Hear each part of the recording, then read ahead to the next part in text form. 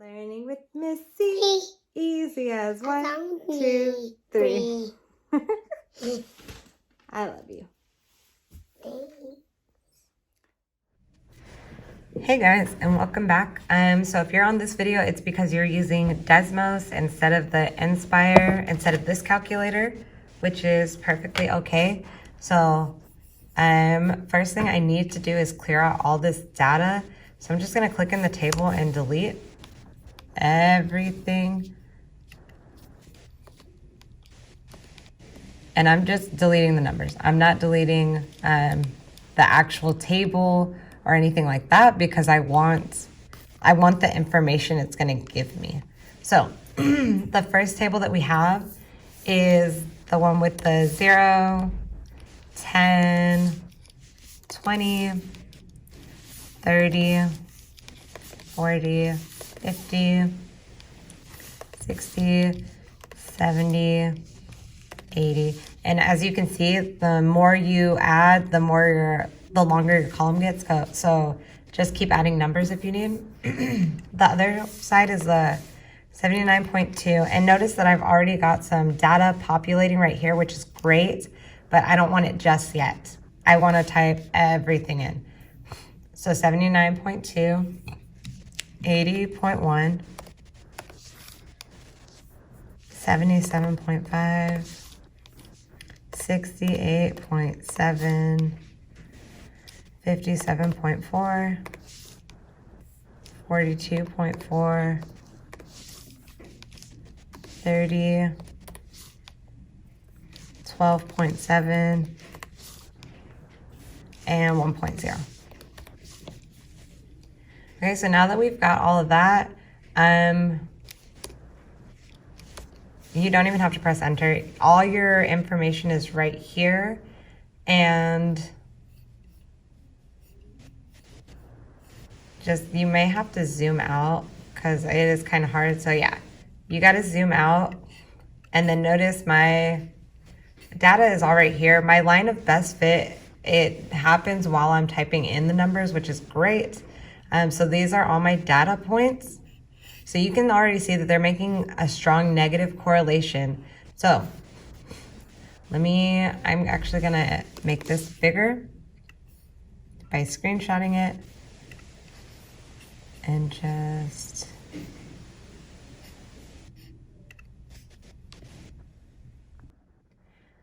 okay, so all I did was screenshot it and really zoom in. So if we look, we have our M and we've got our B. So this would be y equals negative 1.0605x plus 92.3089 would be our line of best fit equation. And then we're looking at R. So this negative 0.9702. This negative 0.9702 just tells me if it's close to -1, then it is a strong negative. If it's close to +1, then it's a strong positive. If it's negative 0.5 or lower, that's weak negative. 0.5 or lower, that would be weak positive, okay? So that's all I care about, this R, and then M and B give me my line. And that is it for that. So we're gonna go on to the second example. So second example, I am just gonna, remember, just go in your table and delete the data. And if you happen to mess something up because you were just curious, you can actually get out of this and go back to the link that I've set up for you to get here, and which it should be right under this video, but yeah, you can go back to that link and just kind of, get back to it, just restart it. So, okay, so for my next example, I have already put in the data to save you time. So we don't have to go through all of it. As I can see, I cannot see my graph. Remember, all these X values are in the thousands and these Y values are in the 400. So you're gonna scroll out pretty far. Like I found one, but we still wanna scroll out.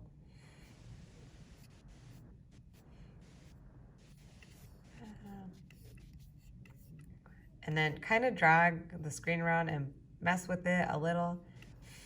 But I can see, and the great thing about Desmos is if you look at your side, it gives you your scale still, so you're not like completely lost. So I can see that this data is close together. It is kind of making a linear equation. So this would be a strong negative. As I can see, I'm just gonna make this big.